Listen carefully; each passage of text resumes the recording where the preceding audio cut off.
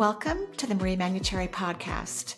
Over the last 30 years, it has been my joy to assist humanity in aligning with their magnificence so they may heal, discover their natural gifts, and communicate with loved ones living on the other side. May you also experience delight while we dance in the powerful, intuitive world of energy. Let's get going. Welcome to where energy meets the divine. Before I head over to the phone lines, and thank you everyone for calling and leaving a voicemail, you can simply visit energyintuitive.com, go to the podcast page and leave a voicemail message, and I will eventually answer it. We do have many questions, which I'm grateful for. So before we do that, I want to talk about reincarnation.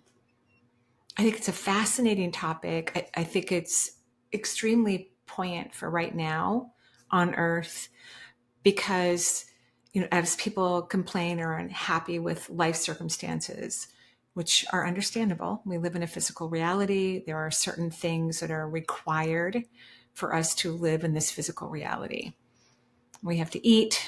We have to exercise. We need to be able to transport our bodies and vehicles to get from point A to point B. There's a lot of things we have to do just to exist in a way that's fulfilling for a being of light that has emerged into a physical reality. There are hundreds of thousands of realities that exist throughout all the universes. Everything's really about vibration. So different dimensions have different vibrations, meaning they have a different reality based on the frequency of their vibration. In fact, time is the true aspect of time is measured through vibration. The way humans measure time doesn't exist outside of Earth. And there aren't that many physical realities. There are many more non-physical realities, meaning when you live in a dimension that's non-physical, you don't need a body, you don't have one. You can create to look like anything you wish to look like. Beings in non-physical realities just feel the pulse of energy. It's how they make decisions and choices. It's how they experience that particular reality. It's very different than Earth. But obviously, Earth is a popular destination with over 8 billion human souls here, and everything has a soul. So all plant life, all animals, all oceans, all landmass, everything has souls. In fact, oceans can house many souls within them, just like some master beings who've been to Earth, like Buddha, probably had a couple of souls hanging out in that energy system. And so you might want to ask yourself, well, why would I come to Earth? What's the deal?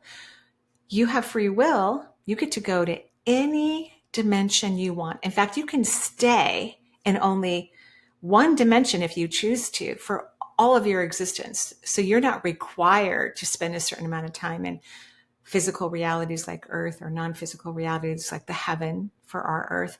You have free will. You can spend as much time as you want anywhere in the cosmos.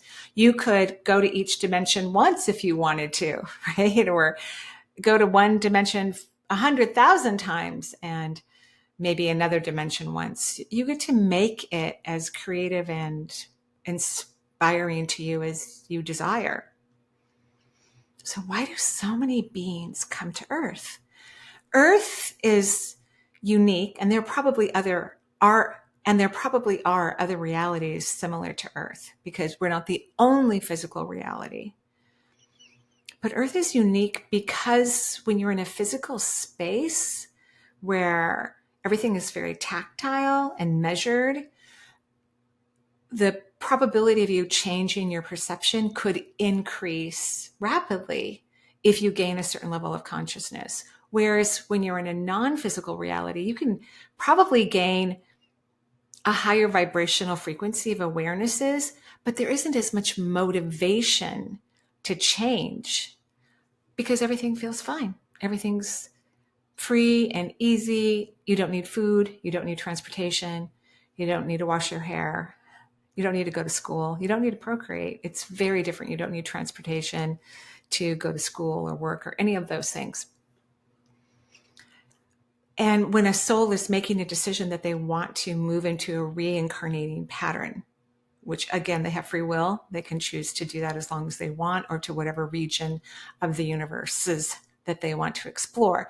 Souls are very curious. They want to experience the universes and all of the complexity and simplicity and fun and uniqueness that is abound for them. They're very curious creatures. Souls remind me of a school bus of second graders who have just been dropped off at an aquarium, like the Seattle Aquarium, for the very first time. They've never been there before, and they're about to go in there and move into the tank areas where you can actually touch the creatures like a sea cucumber. And they're so excited. They're happy. They're gleeful. They're curious. That's what souls are like. And we forget that. I think that bubbly, creative, exuberant vibration of our true spirit. We forget about that. Many people do when they come to Earth for whatever reason. It could be something that's kind of washed away from their experience, from their childhood. A lot of people don't do inner work. They're not curious of their true feelings. They don't consider their personal joys. A lot of humans like to complain, love drama. I mean, they'll watch violent videos for hours on end. And I don't think their soul was exactly wanting that experience, but no experience is graded or considered less than when you're a soul and you are looking for inspiration. You don't really care how it comes about or when it comes about. So chronological time, because it doesn't exist in the way that humans experience it, it really doesn't exist at all. It's all about vibration and frequency, kind of the way nature evolves. You know, ferns grow at the top of trees if they need sunlight, and moss covers the ground. So there's a flow of energy that perhaps could be measured if you wanted to measure time, but it's really measuring experiences and measuring the rise of consciousness, not necessarily like chronological age. It's not measured. It's not interesting to souls. They don't care. They don't believe in death. So that means you, in the true essence of your well-being, does not believe in death. You don't believe in it. And that could be one of the reasons why you chose to come to a physical reality where the only way your energy is released from the temple of your physical form that you chose to have as a reincarnation experience has to, in the human world vocabulary, die. The physical body has to cease breathing. The heart has to cease pumping in order for your energy to be released so it can return initially to the heavens, the fifth dimension, and then you can reevaluate what you would like to experience or stay in the heavens forever. It doesn't matter. You get to be wherever you want, whenever you want to. When souls reincarnate, they are choosing a particular exit time so that when their energy is released, they kind of map it out knowing that they have free will and nothing is fated. There are choices or experiences they hope to have, like that school bus load of kids who just got dropped off at the Seattle Aquarium. They're hoping they get to see a seahorse. You know, they're excited. Maybe they talked about it at school. They're curious to see what a jellyfish looks like and to hear all the weird things a jellyfish can do to the human form. So that's what souls are like.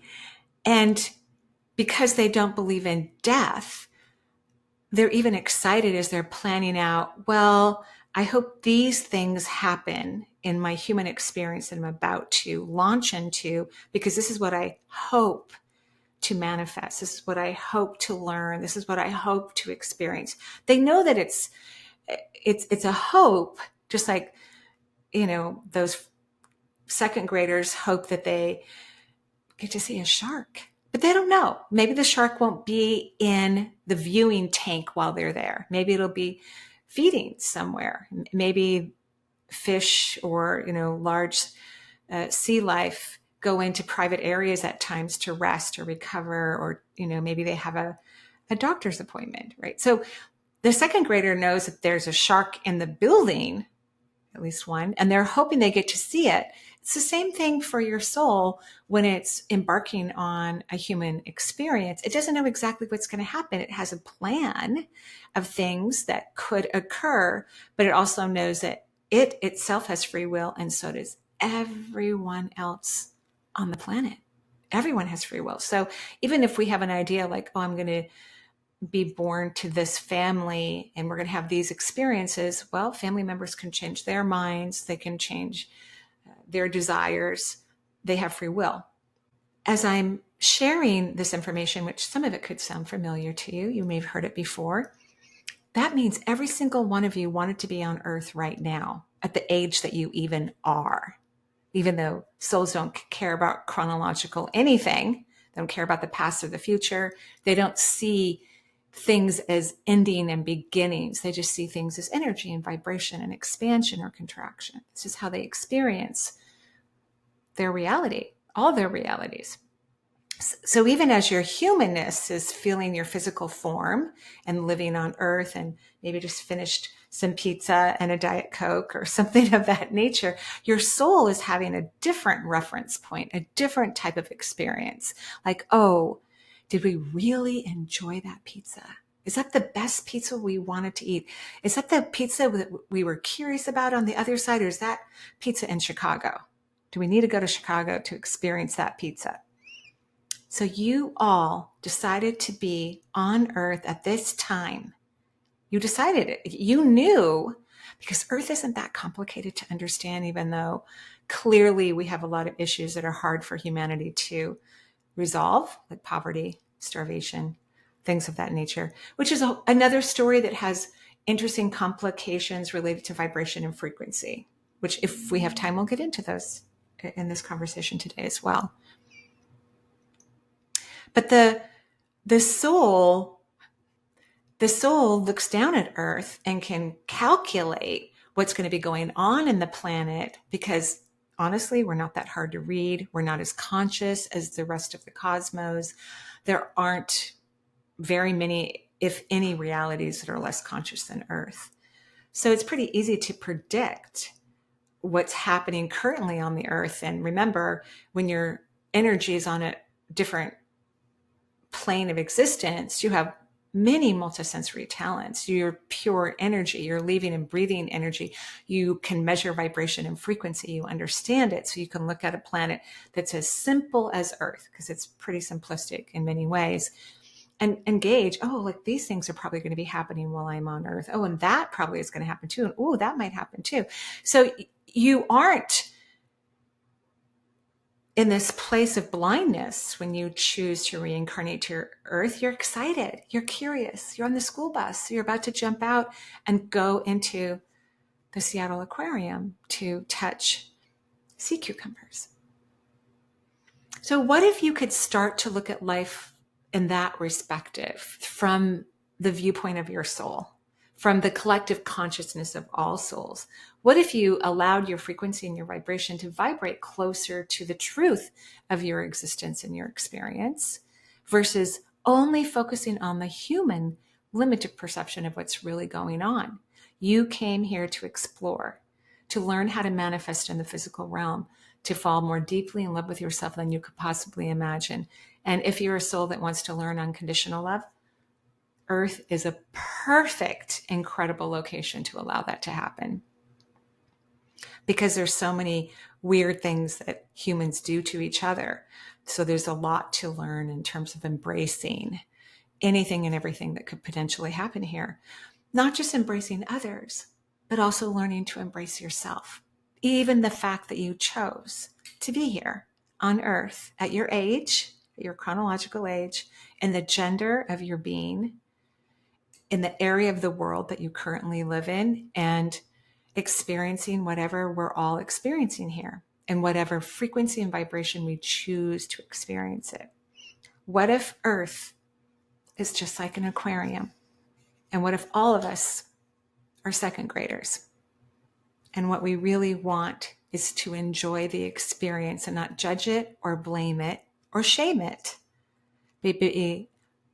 but instead be a part of the vibration of all the magic that is happening in around you at all times. Okay, I'm going to go ahead and go to the phone lines now.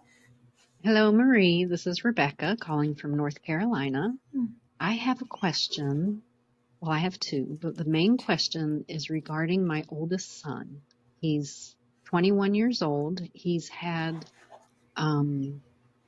he's worked with anxiety and depression pretty much most of his life. He had a rough time in about the middle teenage years, and then again recently, and he's had some ideations.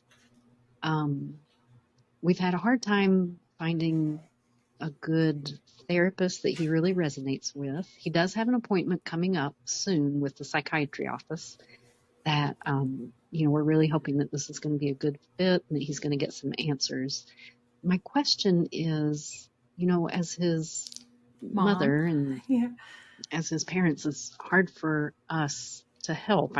I have a hard time getting out of the way to be of best benefit for him. I was just wondering if there's anything that you pick up on that, energetically, that I can be of assistance or just even be aware of as he's, navigating this. Anything that you can pick upon, I would so appreciate. My other question is for myself. For about 6 months, I've had heart palpitations, and they've gotten worse. I'm terrible about taking care of myself, even though as a nurse for ever and ever, I get very upset with other people if they do that. I am kind of famous for ignoring anything physical on myself. I just don't feel like it's physical. I feel like it's energetic, and that maybe it's, related to what my son is going through. So any insight that you could give me, I would truly appreciate, and I really respect your input. Thank you so much. Bye. You're welcome so much, and thank you for your nursing career. And yeah, nurses overall are notorious for not doing self-care. I had tachycardia for months. I was in my 30s. And I finally, just kind of grabbed one of the cardiologists that was seeing one of our oncology patients and told him. He did a full workup on me. It was my biorhythms because I had been working graveyard, 3 12-hour graveyard shifts with 3 small kids and, a house that required perfect cleaning and Middle Eastern home-cooked meals. So I was exhausted, to say the least. But I also remember our nurse supervisor coming up to each of us, all the nurses on the floor, and saying, when was the last time did you go to the bathroom? And if we couldn't answer quickly, because we couldn't remember, because it's been hours, she was like, do you want me to catheterize you? Get to the bathroom. I think a lot of people who choose careers to care for others, teachers, massage therapists, yoga teachers, nurses, because they're so empathetic, and that's one of the reasons why they're drawn to caring for others. Their primary reason for reincarnating to Earth, because they're natural givers, they're natural caretakers, is to care about themselves. So please go to the doctor and have a checkup. I do think it's hormonal. Yeah, I had the same feeling as I did with someone last week, that hormonal fluctuations can create interesting rhythms, tachycardia, which is increased heart rate, or it can decrease the heart rate. So please have a checkup, because that's just smart, right? And I know you're smart, but it's just so you can check off the box. And then have your hormones checked. So when I say have your hormones checked, I really mean have them checked by, like in your case, living in North Carolina. I think there are naturopaths that are licensed in North Carolina, or a nurse practitioner who can order bioidentical hormones. Because if you went to a mainstream MD, if they decide that your hormones are too low for you, then they may prescribe, Western hormones, which actually are toxic in my opinion. So if you go see like a naturopath or a nurse practitioner who's holistic in nature, unless you can find a physician that's holistic, which would be also lovely, then they will want your hormones to increase so that you stop having symptoms. And of course, when they help to increase the hormones, if you're not taking any hormone replacement therapy, they don't want to do it, to a severe level. They just want to do it to safeguard our organs, our tissues, our bones, and things of that nature. I would also love for your son to go see a naturopathic physician because he does feel a little biochemically off. But I would also say that, and no disrespect to you, by the way, Rebecca, you have been a helicopter parent and you need to surrender and let go and get out of the way, because I think it does add to his anxiety in a subconscious way. I don't think he's conscious of it from what I could see. You could even just start to say in your head, what if I surrender? What if I get out of the way? And don't think about anything when you say a what if question. Just allow it to rotate in your brain, because it will start to change your energy. And what if my son is fantastic? What if my son is full of joy? And again, don't think of him. And do your best when you are creating a what if question about your son to not think about the things that you're worried about with him. That's just going to eradicate the what if question. And what the what if question will do is change the calibration of your energy in your body and start attracting solutions to the question, which is really fun and exciting. Yeah. So that's what I think. Thank you so much for calling. I wish you the best of luck for both of you.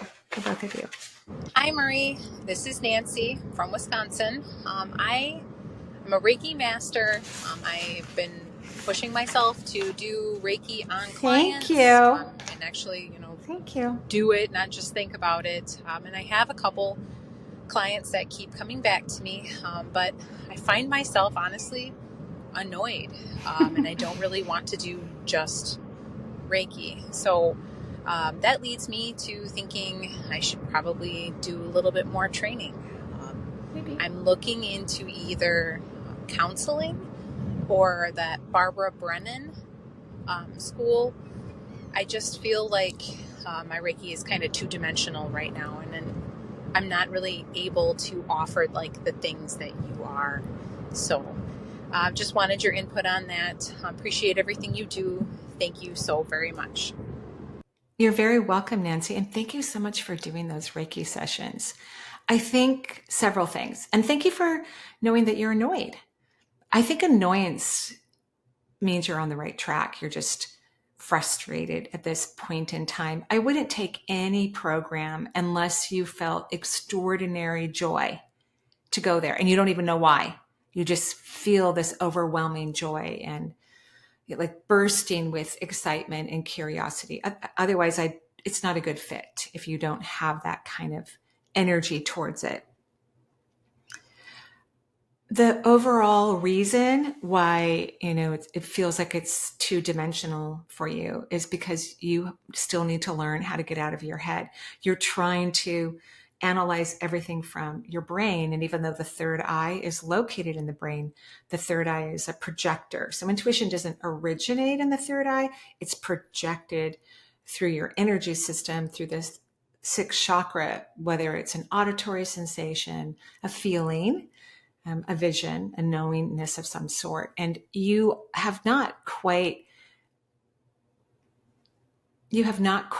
elevated your ability to get away from your brain and to rest in the lower half of your body. It will feel two-dimensional if you're still in your head, because that's the logical part of our human experience, which we do need from time to time in this human reality.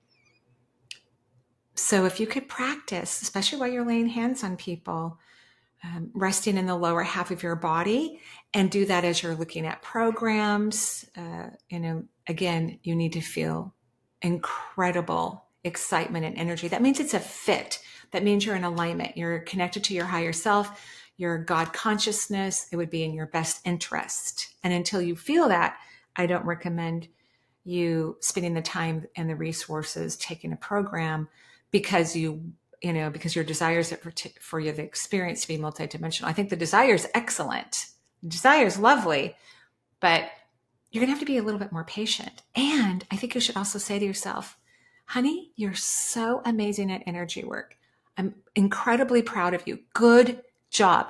You have not received enough nurturing. You don't speak kindly to your inner self. And energy work, multisensory connection, is about being as close as we can to the divine, right? Energetically speaking, in a frequency or vibration that is close to the divine. And when we're hard on ourselves, we're self-critical, we reduce and contract our energy away from the divine. We separate from a perception perspective, because we never can be separate from anything, especially creation.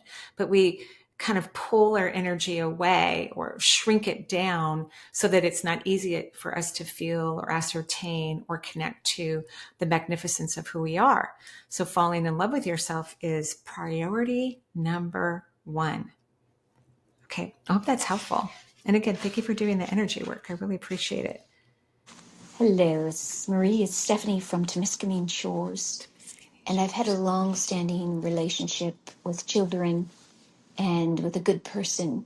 And I'm wondering if I need to open up my heart at this time or need to move forward in my own path, because we're at a bit of a standstill. So would love your input, love all that you do. Okay, Stephanie. So I think what you're saying in a little bit of code, you've been in a relationship with a person who has children and, things aren't moving forward in the way you would want them to be. If I were to translate what you just said, and I don't know exactly where you're from, Taniska Shores, but it sounds beautiful. I'll have to look it up.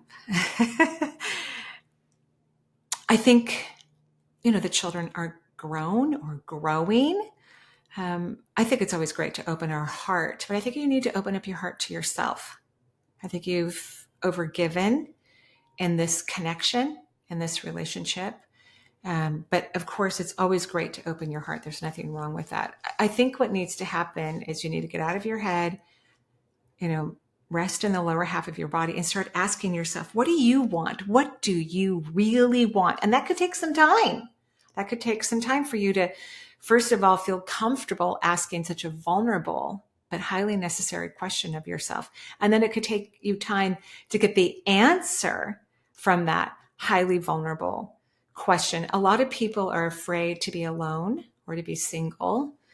They're kind of terrified of it. And I see you spending a fair amount of alone time with yourself. So I think you're comfortable with that. But I think you're uncomfortable with moving forward in a different direction. And that could be what's required, but you're not going to know for sure until you start to get curious and interested in what you need, rather than the fear of losing something. I would love for you to instead have more curiosity and interest in what do you want? What do you really want? What is your higher self, your soul, your beautiful aspect of your being desire? Because you probably don't know. Most people don't know. Most people do not take the time to get out of the logical mind and get into the energy of their authentic self. So a lot of people are not in alignment. Okay. All right. Thank you. Hi, Marie. Would it be okay to ask this question anonymously? I know it doesn't make much difference, but I'm working on being neutral about this question and I'm not quite there yet. So my father touched me inappropriately in a sexual way when I was 5 or 6 years old. And I went to see my mother in the following days. I told her what had happened and that I didn't like it and that I don't want it to ever happen again. I don't know whether she spoke with him or not, but it did not happen again. And I always considered it like a done deal, full circle thing. And I also felt quite good about the way I reacted and handled it. It gave me kind of a self-empowered feeling. But in my adult life, I'm having this reoccurring dream where I'm having a sexual experience with a man, and at the end that man would turn into my father, and that dream would happen at least once or twice per year, and the energy would be so heavy and I would be so shaken by this dream. It takes days to shake off. I have done a hypnotherapy on this and a couple of EFT sessions, and it ejected me straight to soul level where there's only forgiveness. Yes, But I of think there's course. a couple of earth layers maybe that I still need to work through, and I'm wondering what would be the best way to go about it. We are currently involved in collaboration with my father. We were estranged for a couple of years, but then I stepped in as I'm the only child and he is the only child, so we are sole keepers of my grandma's property. And I helped with the renovation of the house, which was very healing and meaningful. I stayed when we rented out the house, which was extremely stressful, both for me and my father. So we then decided that I move into the house, which is logistically very convenient for me. But he's thinking maybe opening his work offices in the lower floor for the remaining year or two before he retires. Yeah.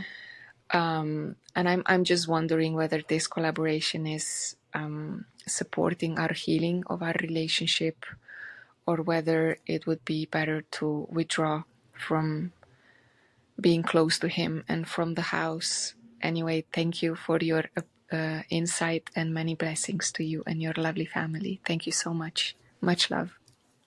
Thank you so much, and thank you for sharing your story. And I'm so glad it had such a positive and quick resolution from that childhood, trauma. And I also am grateful to your mother. I don't know what she did either. I'm assuming she said something. That's what I think, because, when people, start that type of activity with young children, they usually don't stop easily. So I think your mother did something significant. She may have alerted some of her elder family members. I love that she took it very seriously and in whatever way that she was capable of, because sometimes certain generations have, a limited power. And so whatever your mother did, she did a great job. She really did. And I'm so glad that never happened again. I think it's fine that you guys became, acquaintances again. I don't think there's anything wrong with that. I think it's lovely you're living in your grandmother's house.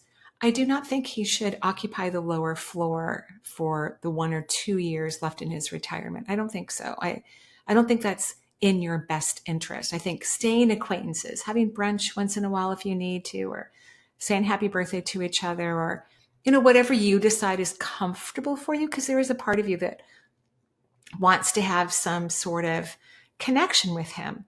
But I do not think that he should be occupying space in your home. I think that home is meant to be for you. And if indeed he's going to retire in a year or two, it doesn't really matter where he's at. And what if he changed his mind? What if 2 years pass and he goes, oh, never mind, I could do this for 5 more years? I just don't think it's a good idea. And clearly you have some, discomfort with trusting him. So yeah, I don't think that's a good idea. And I think you should maintain your residence in the house. I think you're a good landlord of this property. Yeah. So perhaps you could return back to feeling empowered. And I love the way you felt about this situation, how you felt empowered by it. I think that's excellent. That's wonderful. That's something that souls often want to experience with their curiosity when they come to Earth, is to ultimately feel empowered by something that created, from a physical perspective, some essence of unempowerment. And so let's stay in that power. If you could stay in the leadership role of this relationship, which I know may not be the norm, but I think it would be in your best interest to you make the decisions about how the relationship functions and how often you see each other and under what circumstances you see each other. I think that would be in your best interest. Yeah. And thank you again for your question. Hi, Marie. This is Lacey calling from Arkansas. I love your show. I listen to every single episode. So thank you for taking all of our calls. I had a couple things happen recently, and I'm just really curious what your intuitive insight will be about them. I was doing a meditation, and the exercise was just supposed to be to kind of relive a moment from earlier that day. And so I was picturing myself sitting in my grandmother's house. And as as I was picturing it, I saw three male figures standing behind me, and they were shadowy, so I couldn't tell what they looked like. It just seemed male, and actually, oddly enough, wearing kind of 1940s style hats as men used to wear. Yeah. So that was kind of odd, and I didn't have any sense of who that might be or why they were there. And then just recently, I wasn't meditating. I was just kind of sitting in my living room, and I audibly heard with my ears someone say my name. Yeah. And that's happened in the past, but this was really clear. Like I really thought that someone was standing there trying to talk to me, but they weren't. And then They were. Immediately after that, I felt sort of a surge in my heart, and in my mind could hear someone saying, "I love you." Yeah. So that was really nice and a nice feeling. I just can't figure out who it is or who the other figures may have been. Right. I've had a father-in-law pass away a few years ago, and miss him very much. But I felt his presence before, and I knew it was his presence I was feeling. And I didn't really get that sense this time. So I'm just not sure who this could be. And if you feel any kind of anything in terms of who's trying to talk to me, I would just really, really appreciate it. Thank you for all that you do. Thank you, Lacey, and congratulations on your multisensory abilities. These are beautiful. Couple things. Try not to translate your intuition through your logical mind. Even as you were talking and describing it, all of its logic, like when you said, I heard my name, but nobody was there. So, well, of course somebody was there. Of course. I hear my name all the time. In the middle of the night, I'll hear it. It'll wake me up. I sometimes hear doorbells. The universe is often trying to get our attention. So it's constantly communicating to everyone all the time, just like our bodies are constantly communicating to us all the time. Like my body is telling me I'm dehydrated. I haven't drinking enough water today.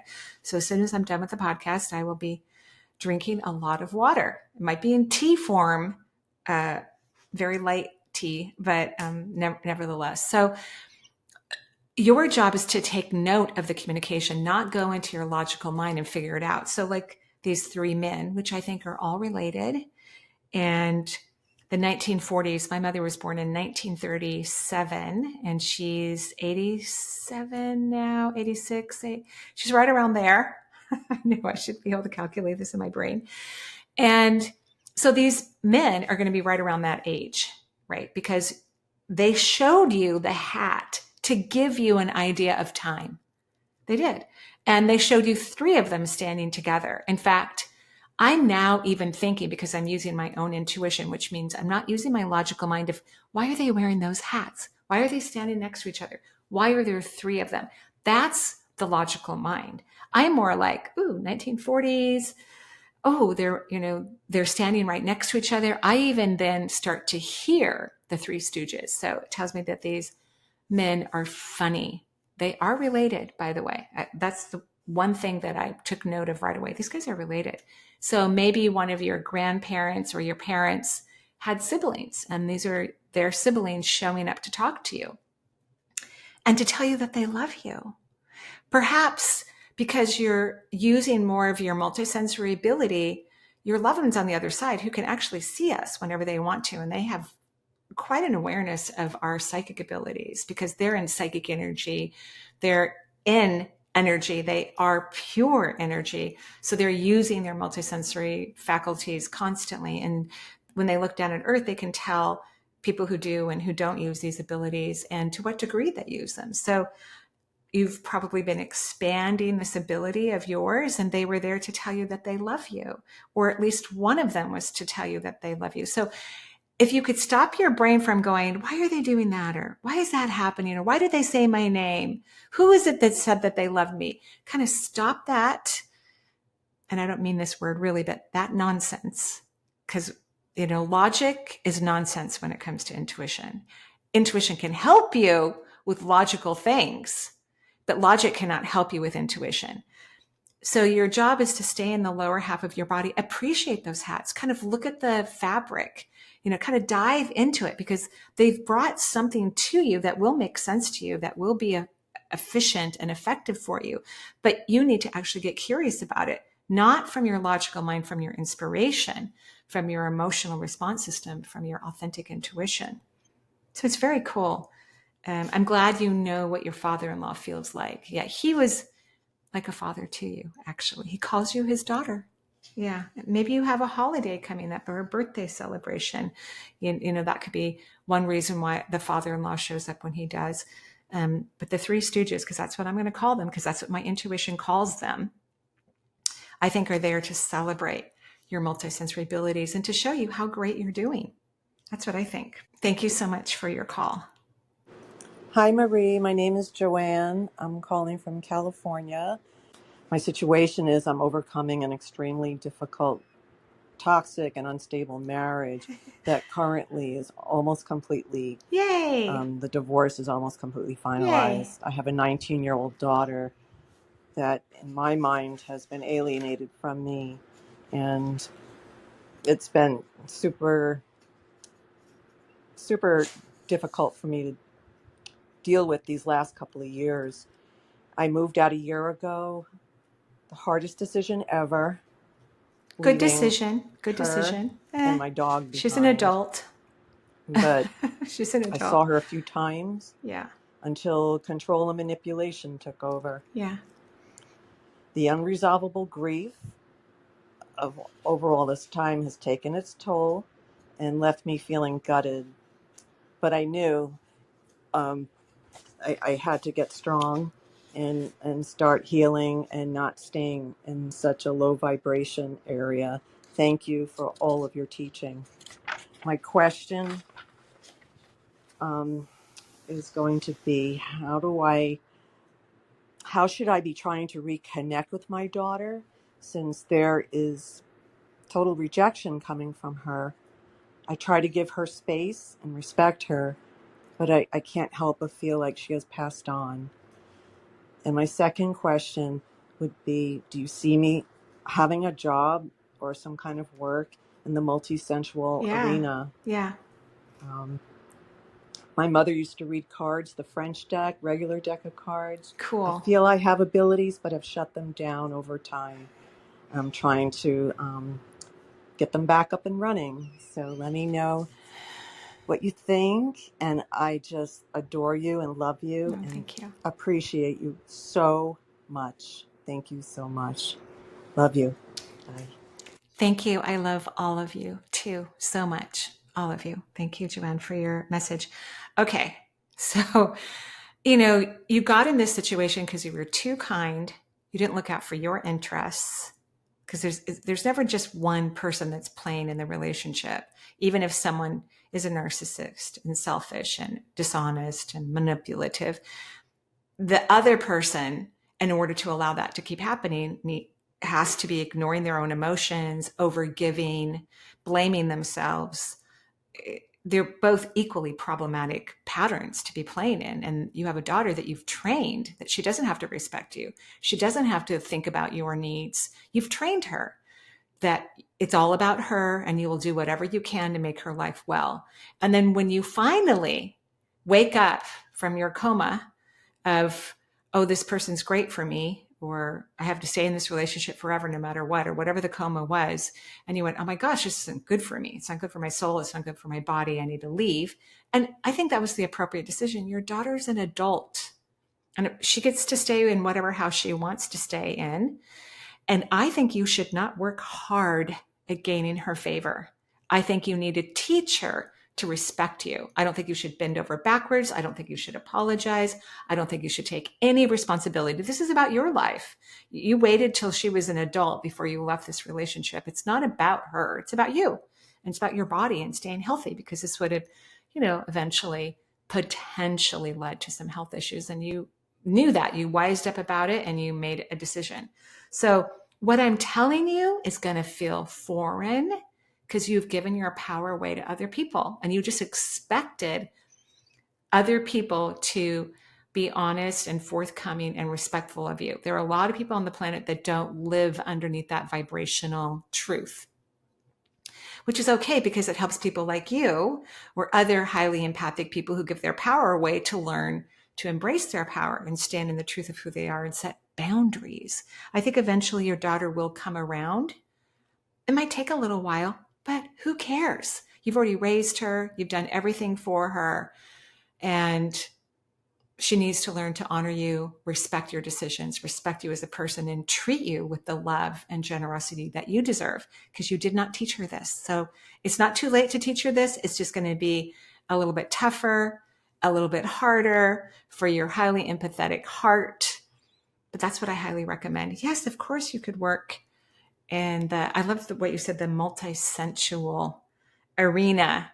And I would get a deck of cards, whether it's tarot or the French deck that your mother used. It's obviously in your family line. I would start doing readings for others. I would practice.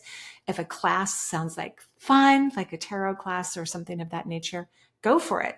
I would start there since you have familiarity to it and you have good memories of it. That's where I would start. We don't know where the road will take you, but I think you'll do an excellent job, especially now that you're waking up to your own happiness, your own joy. When you feel that depth of sorrow, I think what you're really feeling is your sorrow for staying in the relationship for so long. I don't really think you're that sad about your daughter. I know you think you are, but emotionally, I look in your emotional responses and you're like, I did everything for this kid. How dare she be disrespectful to me? How dare she? And I know you could blame her father and said he manipulates her. That could all be true, but that doesn't mean you should not set boundaries. She's got to learn some way, right? So that's what I think. And thank you everyone for listening to this podcast. I'm recording today on March 5th, 2025 in the Pacific Northwest. Have a beautiful day. Bye-bye for now.